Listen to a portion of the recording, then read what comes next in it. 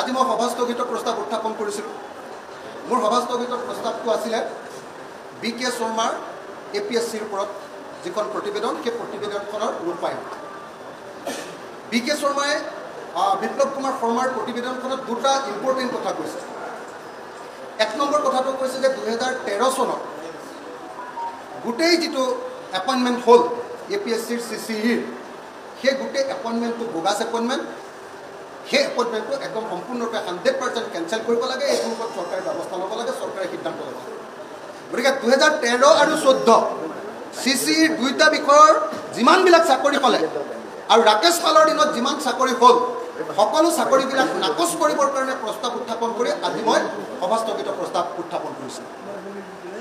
2 number, BK শৰ্মাৰ ৰিপৰ্টত দ্বিতীয় যিটো মূল কথা কৈছে সেইটো হ'ল 2014 চনৰ CCEৰ ওপৰত সম্পূৰ্ণ তদন্ত হ'ব লাগে।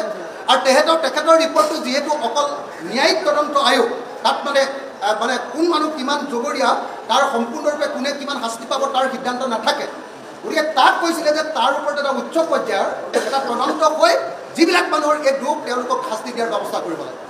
গতিকে মই দাবী উত্থাপন কৰিছিলোঁ যে CBI তদন্ত হ'ব লাগিব। আৰু তাৰ কাৰণে কালিয়ে মই BK শৰ্মা, বিপ্লৱ কুমাৰ শৰ্মাৰ ৰিপৰ্টৰ ওপৰত মই মোৰ জাননী দিছিলোঁ, সভাস্থগিত প্ৰস্তাৱ। আৰু এই প্ৰস্তাৱটোৰ ওপৰত আজি আলোচনা আৰম্ভ কৰিবৰ কাৰণে চেষ্টা কৰিছিলোঁ। দুৰ্ভাগ্যবশতঃ অসমৰ অধ্যক্ষ ডাঙৰীয়া, বিধানসভাৰ অধ্যক্ষ ডাঙৰীয়া মোক কথা ক'বলৈ, যিখিনি এডমিচিবিলিটিৰ ওপৰত কথা ক'বলৈ দিব লাগে, সেইটো ক'বলৈ নিদিলে। সেইকাৰণে মই এইটো দুৰ্ভাগ্যজনক বুলি ঘোষণা কৰিছোঁ। আৰু সেইকাৰণে আপোনালোকে জানে যে তাৰ বিৰুদ্ধে আমি প্ৰতিবাদ কৰিছিলোঁ, দুটা বিষয়ৰ ওপৰত প্ৰতিবাদ কৰিছিলোঁ।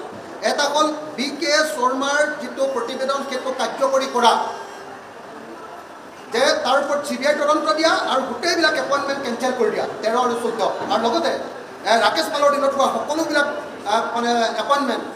এপইণ্টমেণ্ট নাকচ কৰি দিয়া।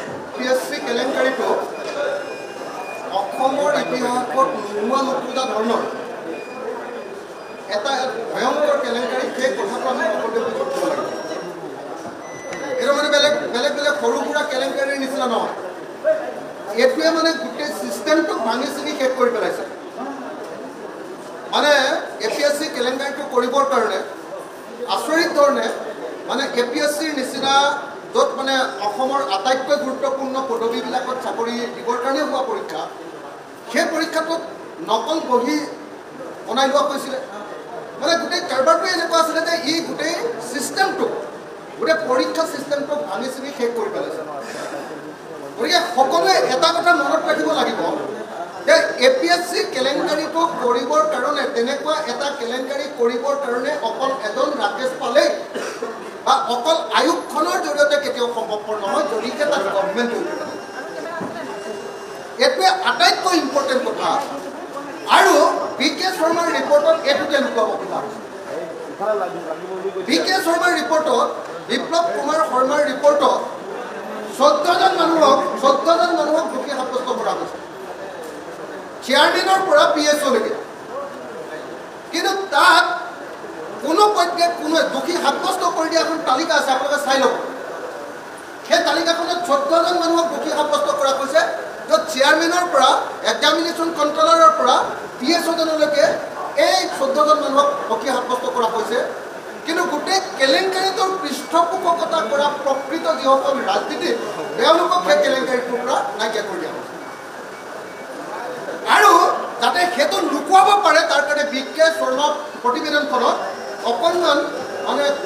অকণমান হাঁহি ধেমালিৰ খুৰাক দি দিয়া হৈছে যে কমল মেধিয়ে 3 লাখ টকা ল'লে বুলি, যে আপোনাৰ দুলাল বৰাই 2 লাখ টকা ল'লে বুলি। লৈছে নলৈছে নিশ্চয় হ'ব পাৰে, ল'বও পাৰে। কিন্তু এইটো 2 লাখ টকীয়া বা 3 লাখ টকীয়া কেলেংকাৰী নহয়। বা বিজেপিৰ MLA-জনে 60 লাখ টকা ল'লে বুলি দেখুৱাইছে। কি নাম এজন? গুৰুপ্ৰসাদ দাস, গুৰুজ্যোতি দাস, তেওঁ 60 লাখ টকা ল'লে বুলি দেখুৱাইছে। এইটো 60 লাখ টকাৰ বা দুলাল বৰাই 2 লাখ টকা লোৱা বা কমল কুমাৰ মেধিয়ে 3 লাখ টকা লোৱাৰ কেলেংকাৰী এইটো নহয়। এইটো হ'ল গোটেই ভাৰতবৰ্ষৰ ভিতৰত এখন ৰাজ্যৰ এডমিনিষ্ট্ৰেটিভ ছিষ্টেমৰ কাৰণে তৈয়াৰ কৰা অফিচাৰ্ছবিলাকৰ যিটো পৰীক্ষা, সেই পৰীক্ষাটো সম্পূৰ্ণৰূপে মাফিয়া ষ্টাইলত একেবাৰে ধ্বংস কৰি দিয়া এটা কেলেংকাৰী। নাম্বাৰ 1। নাম্বাৰ 2, এই কেলেংকাৰীটোৰ আটাইতকৈ ডাঙৰ কথাটো হ'ল যে ই শুধু কাৰণ ইয়াৰ জৰিয়তে অসমৰ এডমিনিষ্ট্ৰেশ্যন চলা সেইটো পুলিচ এডমিনিষ্ট্ৰেশ্যনে হওক বা চিভিল এডমিনিষ্ট্ৰেশ্যনে হওক গোটেই এডমিনিষ্ট্ৰেশ্যন চলা ছিষ্টেমটোৰ কাৰিকৰবিলাকক ACS আৰু APS অফিচাৰবিলাকক তাতে তৈয়াৰ কৰা হয় বা এগ্ৰিকালচাৰ ডিপাৰ্টমেণ্ট এডুকেশ্যনৰ ডাঙৰ ডাঙৰ অফিচাৰ্ছবিলাক এই আটাইবিলাকক ইঞ্জিনিয়াৰ্ছবিলাকক তেওঁলোকক নিৰ্বাচন কৰাৰ তেওঁলোকক নিয়োগ কৰাৰ কাৰণে পৰীক্ষা পতাৰ এইটো ব্যৱস্থা গতিকে APSC কেলেংকাৰীটো আপোনালোকে মেডিয়াই যিধৰণে 2 লাখ টকা 3 লাখ টকা এইবিলাক কথা প্ৰকাশ কৰি আছে এইবিলাকৰ জৰিয়তে আচলতে যিবিলাকে এইবিলাক অকল এইটোৰ ওপৰত কেৱল গুৰুত্ব দি আছে সেইবিলাকে কেৱল মুচকুচত বাতৰিয়ে দিয়া নাই আচলতে তেওঁলোকেও আচলতে APSC কেলেংকাৰীৰ প্ৰকৃত নায়কবিলাকক খলনায়কবিলাকক লুকুৱাবলৈ চেষ্টা কৰিছে আপোনালোকে সকলোৱে জানে যে APSC কেলেংকাৰীৰ উলিওৱা আটাইতকৈ গুৰুত্বপূৰ্ণ ভূমিকা লোৱা সংগঠনটোৰ নাম কৃষক মুক্তি সংগ্ৰাম সমিতি নাৰী মুক্তি সংগ্ৰাম সমিতি আৰু ছাত্ৰ মুক্তি সংগ্ৰাম সমিতি আপোনালোকে সকলোৱে জানে যে মই কিমান মাহ APSC কেলেংকাৰীৰ বিৰুদ্ধে আন্দোলন কৰি জেলত আছিলোঁ দুবাৰকৈ এবাৰ নহয় APSC কেলেংকাৰীৰ বিৰুদ্ধে আন্দোলন কৰি দুটা মানুহে আমি জেলত আছোঁ অখিল গগৈ আৰু অনিল বড়ো আছিলে কমল কুমাৰ মেধিৰ লগত জইণ্ট ছেক্ৰেটাৰী আৰু মই আছিলোঁ উপদেষ্টা এই দুজন মানুহে APSCৰ বিৰুদ্ধে আন্দোলন কৰি কেৱল দুজন মানুহে আমি জেলত গৈছোঁ আৰু APSC কেলেংকাৰী যে আজি উদ্ধাৰ কৰিলে কেলেংকাৰীটো যে প্ৰমাণ হ'ল তাৰ কাৰণে যিটো কেছ হৈছিল আপোনালোকৰ মনত নিশ্চয় আছে সেই কেছৰ হাইকোৰ্টৰ যিটো কি কয় আৰ্গুমেণ্ট সেই আৰ্গুমেণ্ট কৰিবৰ কাৰণে অসমত আমি উকিল পোৱা নাছিলোঁ হাইকোৰ্টে এমিকাছ কুৰি হিচাপে BD কোঁৱৰক নিযুক্তি দিছিলে আৰু গুৱাহাটী হাইকোৰ্টৰ এডভোকেটসকলে সেইদিনা আন্দোলন কৰাৰ কাৰণে আপোনালোকে নিশ্চয় মনত আছে যে এজনো এডভোকেট এই গোটেই গোচৰটোৰ যিদিনা ভাৰ্ডিক্ট দিছিলে সেই ভাৰ্ডিক্টৰ দিনা সেই গোচৰটোৰ কি কৰিবৰ কাৰণে আপোনাৰ আৰ্গুমেণ্ট কৰিবৰ কাৰণে উপস্থিত নাছিলে মই নিজে গুৱাহাটী হাইকোৰ্টত ভঙা ইংৰাজীত আৰ্গুমেণ্ট কৰিছিলোঁ মই চাগে একমাত্ৰ মানুহ অসমৰ যি গুৱাহাটী হাইকোৰ্টত চিভিলিয়ান হিচাপে আৰ্গুমেণ্ট কৰিছিলোঁ আৰু চিভিলিয়ান হিচাপে আৰ্গুমেণ্ট কৰি মই দুটা ৰিজাল্ট উলিয়াই আনিছিলোঁ 1 নম্বৰ CBI তদন্তৰ ৰিজাল্ট উলিয়াই আনিছিলোঁ আৰু 2 নম্বৰ আপোনালোকৰ নিশ্চয় মনত আছে APSCৰ কেলেংকাৰীৰ সকলো উত্তৰ বহি আৰু ভাইভাৰ গোটেই ৰিপৰ্ট এইবিলাক সংৰক্ষণ কৰিব লাগে বুলি 2023 আৰু 2013 আৰু 14 সকলো ৰেকৰ্ড সংৰক্ষিত